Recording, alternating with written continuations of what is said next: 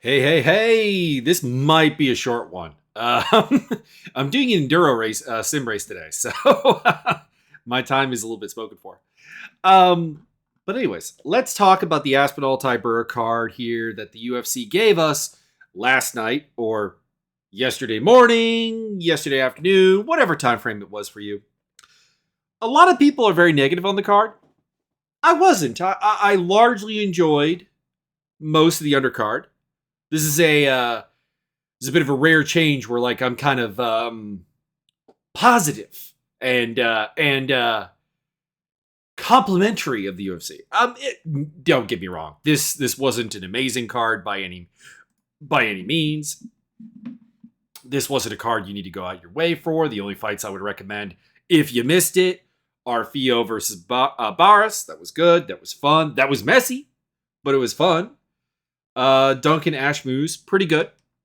And I don't know, Murdoch versus Barberena.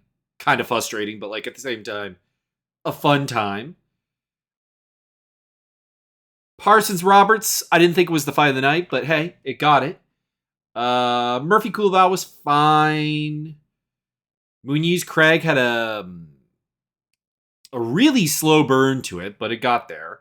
And Wood versus Feely. And if you want to see quick finishes, obviously, the main and the co-main are up your alley. So not can't miss, but it's fine. But that being said, I'm hearing that the attendance was like 4,000 or so, short of a sellout, which is actually pretty disappointing. It's like the UFC putting together really unimpressive cards has finally started to eat at them, to bite them in the arse, so to speak. But I'm sure that'll have no impact on everything going forward. Main event, Tom Aspinall made short work of Marcin Tybura. He looked ready. He looked healthy. People were saying that he looked a little fat. I didn't think so. Don't get me wrong. Like, dude doesn't have a cut physique, but he has the physique of a heavyweight. Like, what do you want? Like, none of them, none of them have it. It's kind of like when people were making fun of John Jones for being fat. Yeah, it's heavyweight. They're a little pudgy.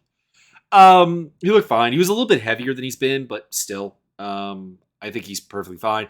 Went out there, put Marcin Tybura in his place, put him in the rear view mirror, got on the mic, called out John Jones. I didn't see the John Jones call out. Was it good? Because I had a scheduling conflict, so I missed the last 4 fights on this card live, and it looks like Fight Pass, where I was watching, I was doing the catch up. Really cut out a lot of the post fight because there was like none for most of them. Like Paul Craig got a speech, but like none of the others did.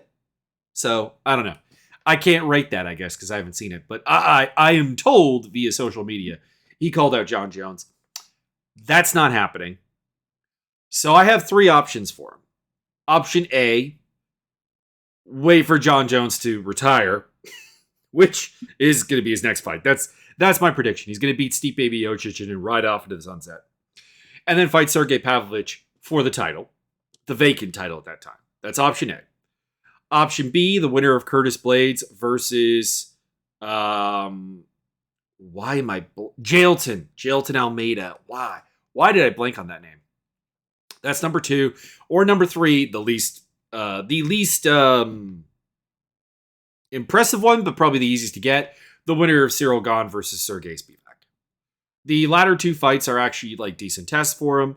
Again, coming into this fight, I had concerns about, what does his cardio look like in the late 2nd round, into the 3rd round? And we still don't know. So those questions are still absolutely there. But at the same time, he is finishing people who are fairly difficult to finish. And doing it in very, very comprehensive fashion. Looked very, very good out there. And those are the 3 fights I could see happening next. For Tybura, I don't have an opponent because Tybura is a guy who is in the position in a weight class that this position tends to suck for, which is he is gateway to the stars. If you can beat Marcin Tybura, you're probably a top 10 fighter at the UFC's heavyweight level. And if you can't, you're probably not. So he kind of is there as the guy who, when you've got someone who's got a little bit of hype, a little bit of sizzle, maybe 3-4 fights in a row won, looking impressive, looking ready. Like maybe Mick Parkin, who we'll talk about in a bit later on in his career. You put him in there with Tybura, and you find out. You find out against someone with durability and with a reasonably well-rounded skill set, and a skill set you don't really see a ton of because he's predominantly a grappler. And you see what happens. So I don't have an opponent. I have a vibe for him, honestly, because there's no one really in that position, to be honest. Molly McCann, Julia Stoliarenko. Stoliarenko went out there, took her down, got her back, got the armbar, got the tap. Ref was a little bit late stepping in. It happens. McCann's arm looks a little messed up. We'll see. Inevitably, I've got no opponent for her on the back of that. But I still say this fight didn't make any sense to make because McCann lost. So, the UFC's hope to get her a win goes out the door. Because Stoliarenko is a singularly dangerous fighter, but nonetheless dangerous in that singularity. But, I don't think you can really build much on her. Because now, to be blunt, maybe at 125, Stoliarenko has the physicality and the clinch game and the takedowns to actually make her armbar, one-trick pony style work. Maybe that's the case. Maybe we come out of this fight and we go on to Stoliarenko's next fight and she's just too big, too strong, too powerful, and maybe 125 actually has fixed so many problems for her. But I really doubt it. It's a deeper division. It's a division more capable of grappling. It's a far more athletic division. It's a far faster division. She just got Molly McCann, who's not very athletic. Not very dynamic. A little dynamic, but not explosive, not even particularly great at anything. If you were to what is Molly McCann good at? There's nothing even really there. She hits kind of hard. She's got a couple of nice knockouts, and she has personality and panache. Putting her against Erin Blanchfield, that was a great idea. That was a way to get eyeballs on her beating Erin Blanchfield. But Stoliarenko, I don't think this does anything. And I think it's just kind of ruining the cachet of what Molly's got. I am not a big fan of Molly McCann. I'm not here saying man, I'm excited for Molly McCann's future. No, but it's at some point, Molly McCann is someone you're taking the flame off of, the heat off of, and putting it on somebody else. And to have her lose to Stoliarenko here, I think honestly just put the heat on somebody who can't deliver. I've got Stoliarenko against JoJo Wood as her next opponent. And like I said, I don't really have anything for Molly McCann because it does look like her arm is a little messed up. So when she comes back, the division may be in a different place, whatever. I assume with her having lost 2 in a row that we're probably going to see her fight a complete camp. That would be my assumption. We'll find out.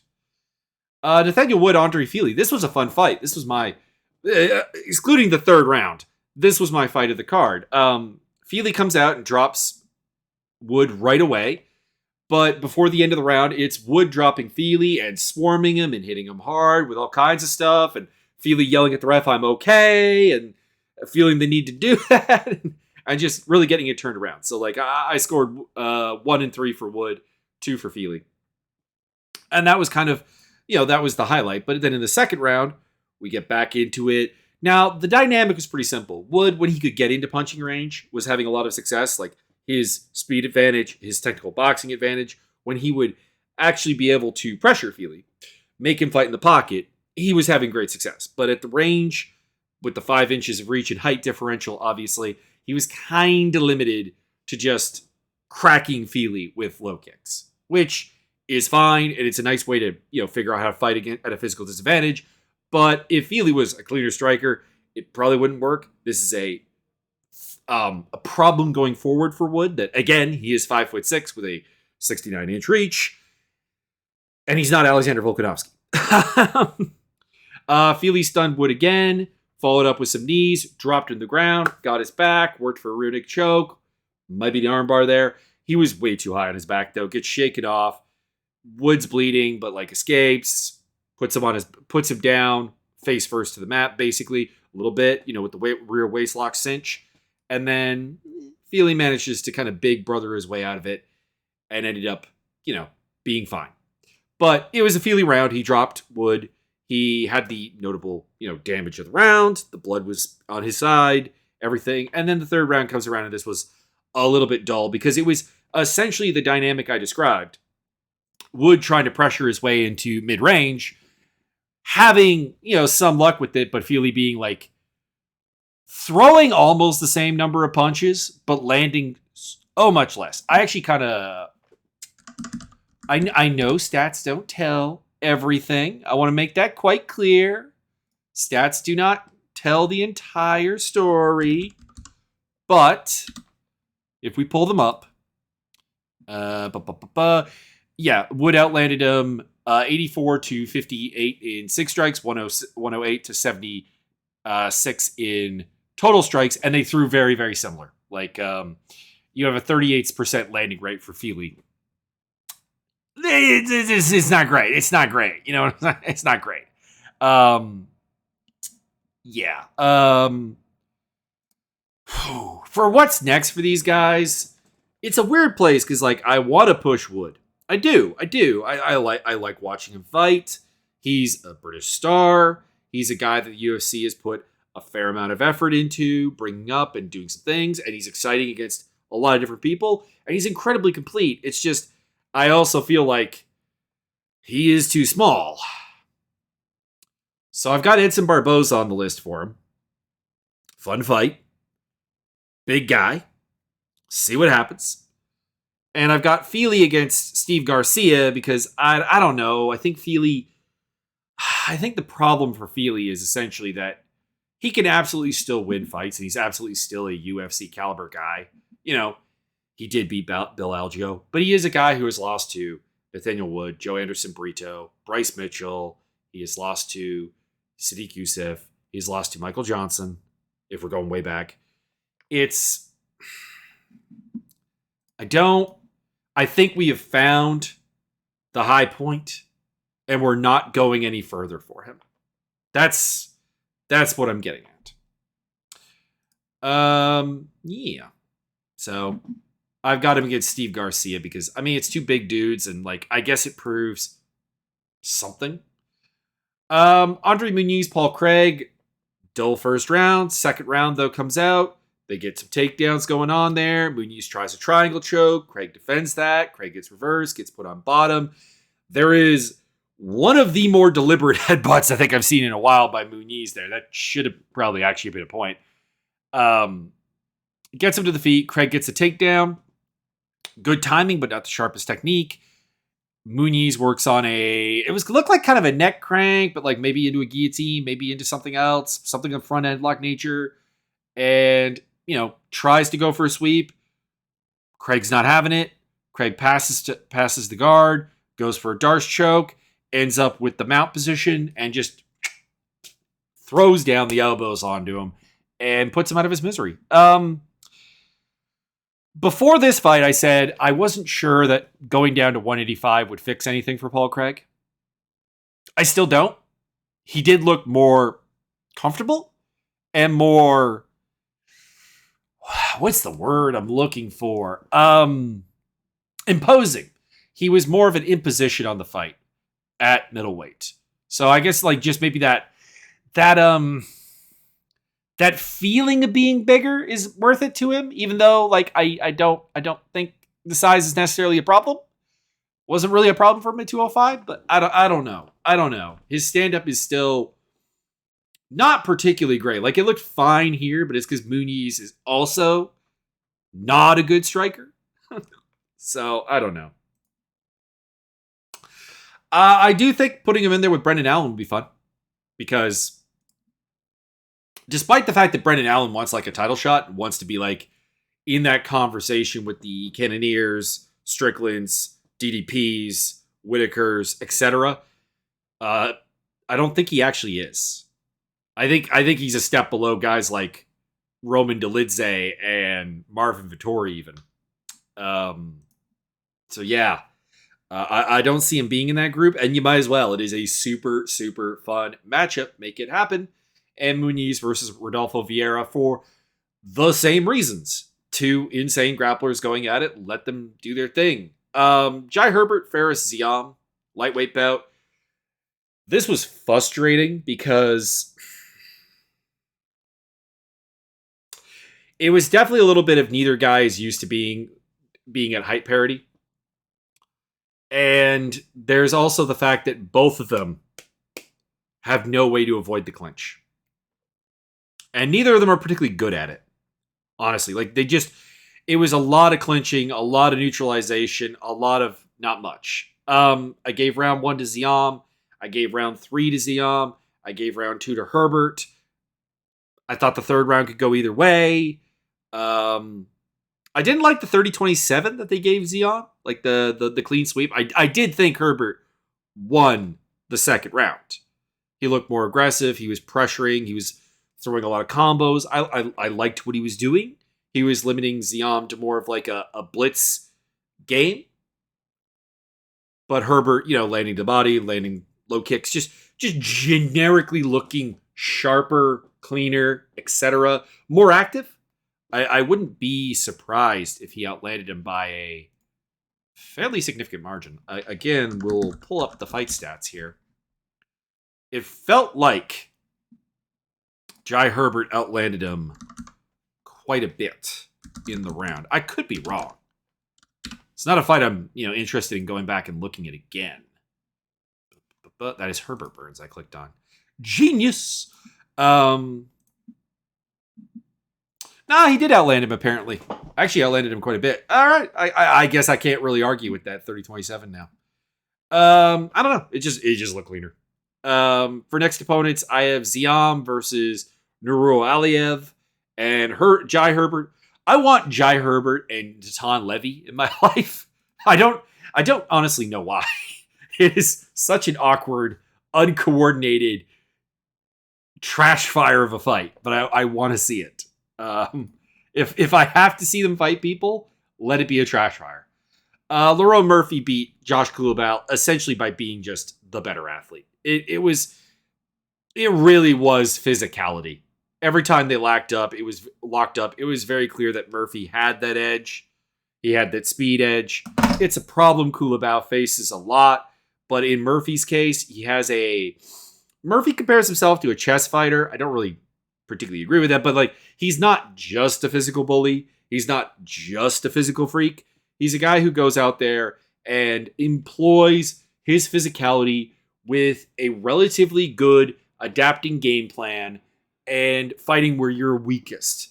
He is a reasonably smart fighter while having the athletic ability. And it's why I do think Murphy is going to be really, really good. He's incredibly well-rounded. And he has the physicality. He has the mind. He has everything that you would want for this whole thing. He got a pair of 30-26s here. I'm not going to complain about a 10-8 in the third round. It's fine. For next opponents, I would love to see Lerone Murphy versus Dan Ige. I would love that fight. The problem is that I think Ige really shouldn't take it in fairness. Ige has fought down a fair bit. It is time for him to go up, fight up against somebody who has more to lose than him, and that's not Lerone Murphy. So, in exchange, I will put Lerone Murphy versus a returning Calvin Kattar as an option. I like that fight. I like it a lot. I think it would be fantastic.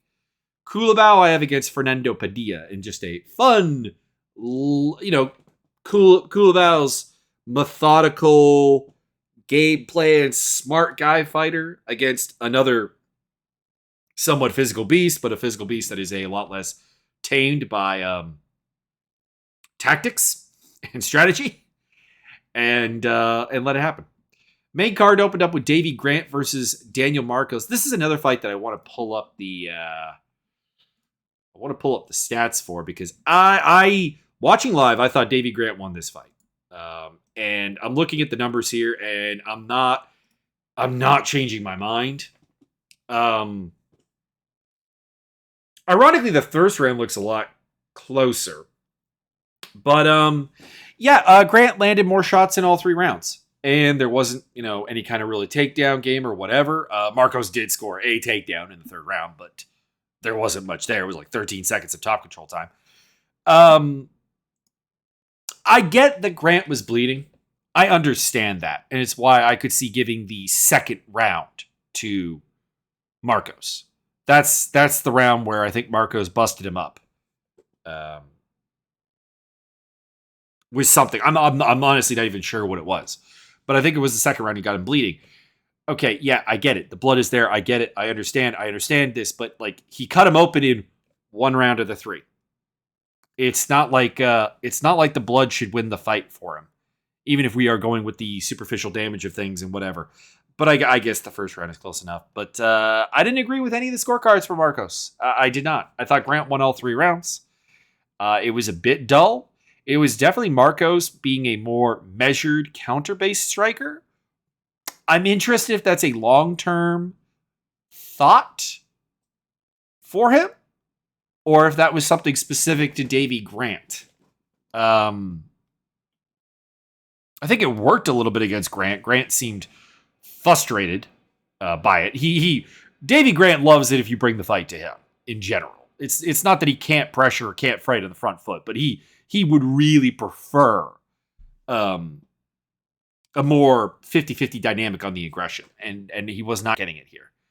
For next opponents, I've got Davy Grant against Victor Henry. That would be dope, I think. And I've got Marcos versus Cameron Simon, another undefeated fighter who is lacking in tests because Simon's had a weird case of like a lot of like late notice replacements or just like absolute setup fights. And of course with Marcos, well, I appreciate his skills and I think he's a very, very good fighter. I don't think he won this fight. And his win over Simon Oliveira doesn't really do much for me because I have largely discarded Oliveira as just a non-functional fighter on a UFC level. Danny Roberts, Johnny Parsons. This fight went like every Roberts fight. He looked slick. He had good speed. He was staying in it, but he was getting hurt. Like every punch, or well, mostly actually kicks from Parson, was a problem. It physically showed that he was getting hurt by everything Parsons threw. And that has been the highlight of, or not the highlight, that has been the death knell of Danny Roberts in many, many, many, many fights because he just does not have durability. He has subpar durability for a guy that at the end of the day wants to predominantly have a boxing match with his opponent. It's a problem.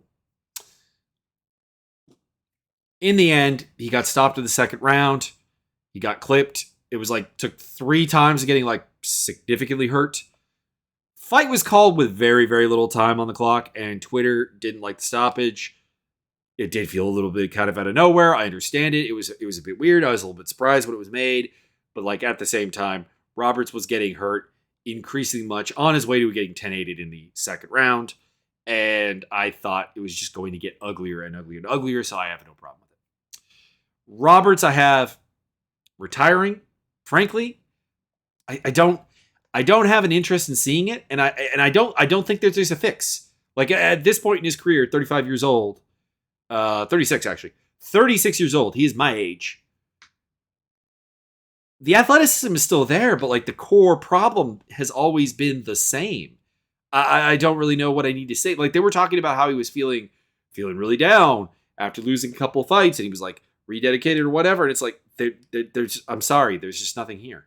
It's not about whether you're comfortable, uncomfortable, whether you're training hard, training not hard. You just don't have the durability. I feel like I'm taking Danny Roberts aside and being like, please, Danny, please. Consider it. For Parsons, he called out Paddy Pimblett after the fight, as well as thanking God. He will not get Paddy Pimblett because, I mean, he's a 1-0 guy in the UFC. he shouldn't be getting Paddy Pimblett. He legitimately should not be getting Paddy Pimblett for that reason. He hasn't put his dues in. Additionally, he is fighting at 170. He offered to go down to 155 and everything, but I don't think you book that fight. I don't think you book a guy going down a weight class to fight Paddy. And I don't think you want Parsons beating Paddy because I don't think long term there's a ton in Parsons. Like, he's got good power, don't get me wrong. Like, he's an educated fighter. He seems like they talked about him being the head coach, or not the head coach, but like a big coach at his gym. And it shows, I think, like his game planning, his tactics and so on, they're very good. But I don't think that there's anything that rockets him to the top of 155 or the top of 170 at any point. So I've got the winner of Rolando Bedoya versus Kenan Song, which that's a good fight. I am looking forward to that fight. Put the winner against Parsons. That'd be fun. Mark Diakiese versus Joel Alvarez. I regretted my pick as soon as Diakiese came out throwing spinning back kicks and stuff and being inefficient striking Diakiese dude, which it's very clear that the UFC wants him to be this, and the commentators want him to be this because they refuse to acknowledge that the guy got to the UFC by being a manhandling wrestler. I understand that we think that that's not the case because he's English, essentially, but that's what got him here. My God, is Mark Diakiese just the absolute example of a fighter with infinite potential that he refuses to actually reach? Anyways, Alvarez, if you're going to have a weird, funky striking fight with Joel Alvarez, he is going to win. That's how that's going to work. And in the second round, we did get Diakiese getting the takedown, but doing nothing from top. Nothing. Alvarez was probably hitting him more from bottom. I would legitimately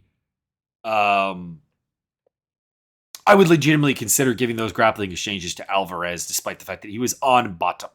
That is not great. Eventually Alvarez gets up via, throwing some up kicks, and Diakiese has to reshoot against him. Alvarez stuffs him, gets the back ride, shows off a bit of his, ground game, but Diakiese explodes back to his feet, gets hurt by a headbutt, which is unfortunate. And then eventually the finishing sequence is Alvarez unloading on him, Diakiese going for a terrible takedown, Alvarez getting a Darce choke and tapping him out. There was no replay of review, apparently. I still don't know what the rules on replay review commission to commission really are. I would like to see that get hammered down to it's there, use it, but make it clear, make it, lovely. Alvarez wants 50 G's. At least he didn't beg for it. Did he get it? Did he get the 50 G's? Did he get the 50 G's, Dana?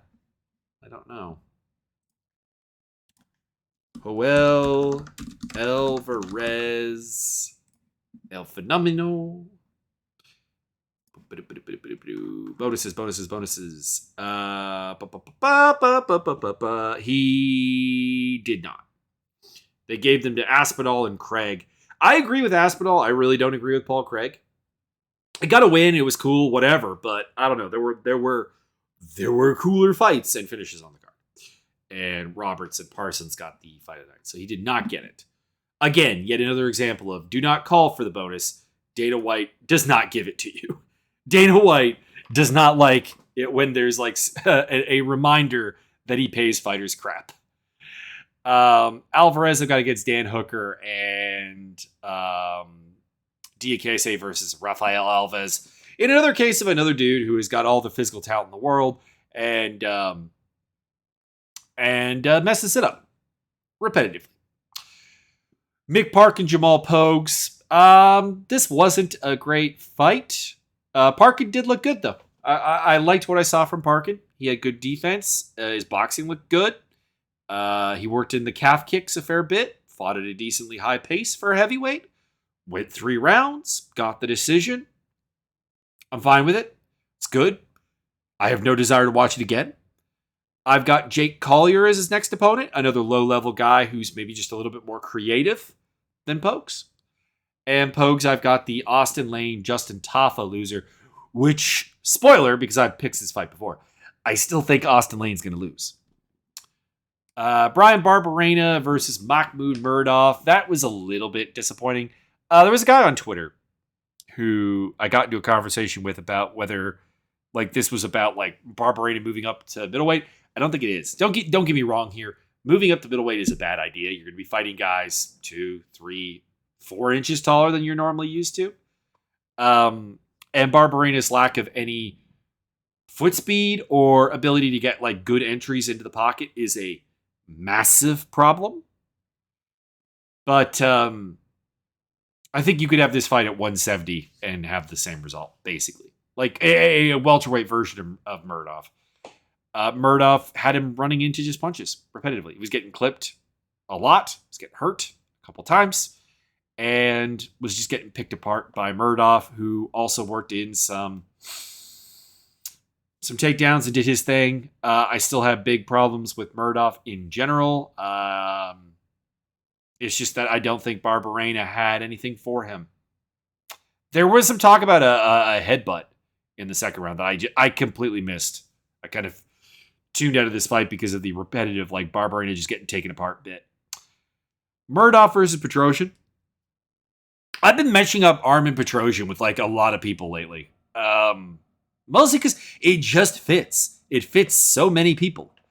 I don't know for Barberena because I don't know what weight class he's going to be at. He's kind of talked about being basically retired, and I wouldn't hate on it. Ketlin Vieira steamrolled Pani Kianzad. Kianzad really came alive in the third round, but also was dumb in the third round because she got top position against Vieira. She was landing ground and pound, go for the last 2 minutes, but she needed to finish, which means she probably actually should have stood up or taken the free stand up even when Ketlin hit her with an up kick. I don't know. It was not a very good fight. Is what it comes down to. I will stand by the fact that it should have been on the main card. I know people are just get rid of the 135 division now or whatever. It's and I would not oppose this. There are very few, 135 right now serves as a place for Juliana Pena to do incredibly cringe stuff. And there are very few fighters in division that I am really excited for, that I am really amped for. Everyone who comes to that division as a prospect just kind of has the life sucked out of them. But if you're going to have this division, this is 2 top 10 fighters. It should be on the main card. Build the division. Build it. Don't have it or build it. Treat it seriously or get rid of it. I had the same view on 145 during its entire existence. Ketlin Vieira is not in the title fight, I imagine. I imagine it's going to be Pena versus Pennington. So I don't have a lot of good things to do with Vieira right now. It doesn't make sense to put her against Holly Holm. It would be a waste to put her against Mayra Bueno Silva. It doesn't make any sense to put her against Irene Aldana. I have Aldana versus Pani Kianzad, by the way. So I got Julia Avila, who is one of the few exciting prospects in the division. Super strong girl. Haas of a ground game. Had a baby. I think she's supposed to be coming back in the near future. That is my assumption. And that would be the fight to pick, I guess. Chris Duncan, Yanal Ashmouz. This fight was fun, but from the moment that Ashmouz broke his arm, or did something to his arm, I haven't seen actually confirmation on the exact injury, the exact nature of the injury. But once he became a one-handed fighter, it's largely remarkable that this went to a decision. Crowd was hot for Duncan. He showed creativity off. I still think he is not athletic enough. But we'll see. I don't know. He's 2-0 in the UFC now. Let's see what happens. I've got him against Manuel El Loco Torres.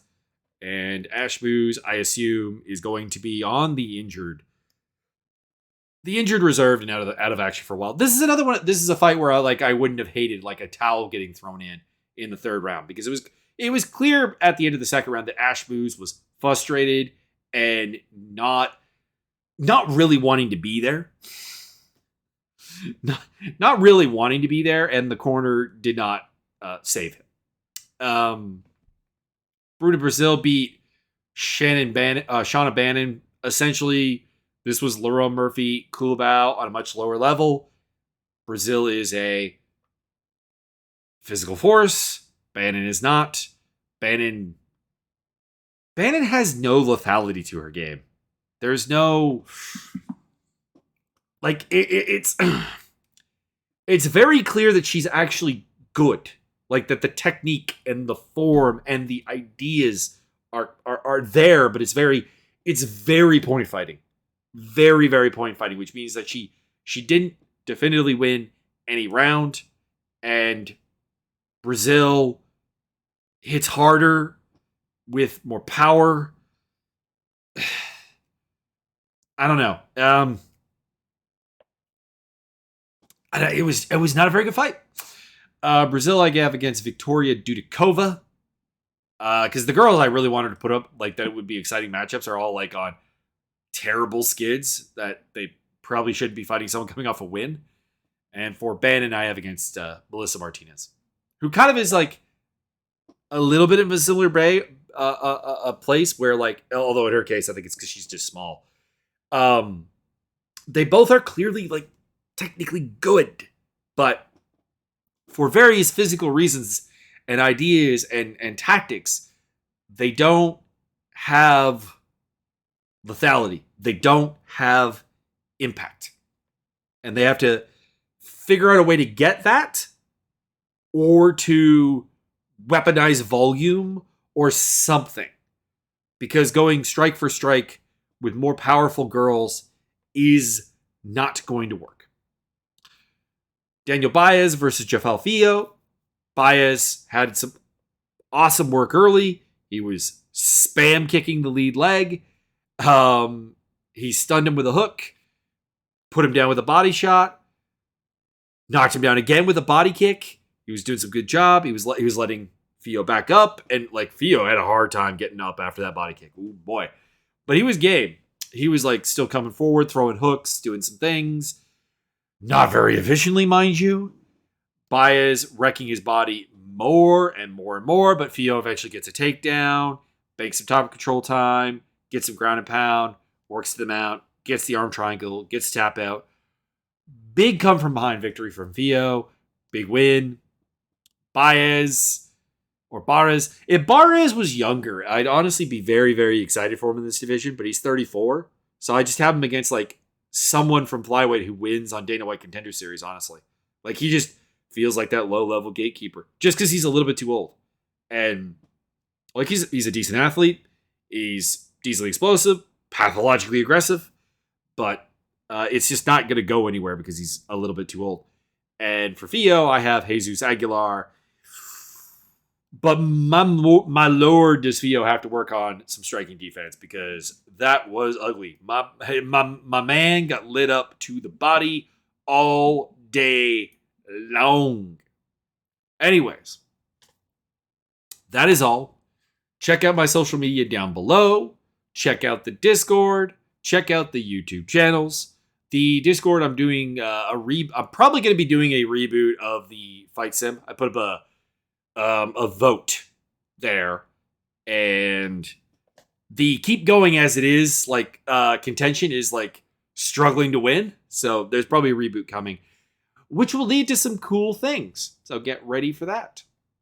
And I'll see you next time with a card that I can actually get legitimately excited about. UFC 291, starring the BMF belt. And Jan Blachowicz versus Alex Pereira. I'm a little bit more disappointed about the rest of the main card, but still. Main card is two really, really good fights I'm looking forward to, and Stephen Wonderboy Thompson versus Michelle Paya. So, it's good, and a good undercard. My lord, am I looking forward to Gabriel Bonfim destroying Trevin Giles. But I'm always looking forward to Trevin Giles getting wrecked. So there is that.